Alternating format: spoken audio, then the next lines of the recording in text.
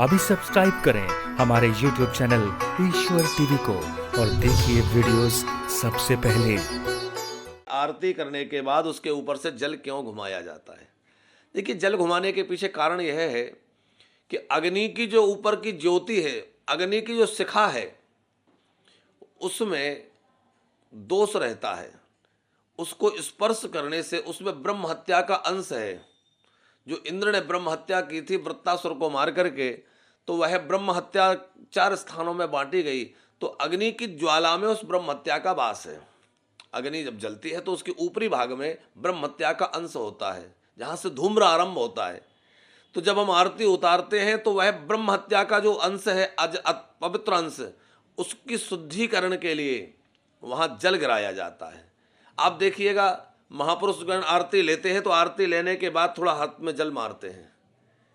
तो हाथ में जल क्यों लिया जाता है? ताकि जो अग्नि से हमने स्पर्श किया तो जो हाथों में उसकी जो ऊपरी भाग का जो ब्रह्म हत्या का अंश आ गया है, उसको पवित्रीकरण करने के लिए जल लिया जाता है। उसी रूप में जल सब भक्तों पर मार्जन किया जाता है, ताकि अग्नि के ऊपरी भाग का जो अंश का दोष लगाए। आरती का लाभ हमने लिया। आरती का अर्थ क्या है?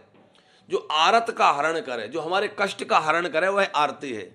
तो आरती ने हमारे कष्टों का हरण तो किया, पर दीप शिखा, अग्नि की ज्योति की ऊपरी शिखा पर जो ब्रह्म हत्या है, उसका जो हमारे अशुद्धि भाग आ गया है, तो उसको पवित्रीकरण के लिए जल सिंचन किया जाता है, जल मार्जन किया जाता है। आपने देखा होगा, जहां हमारी माताएं अग्नि में जब चूल्हे में सेक कर रोटी बनाते थे, आज तो हम लोग सब गैस चूल्हों का उपयोग करने लग गए हैं।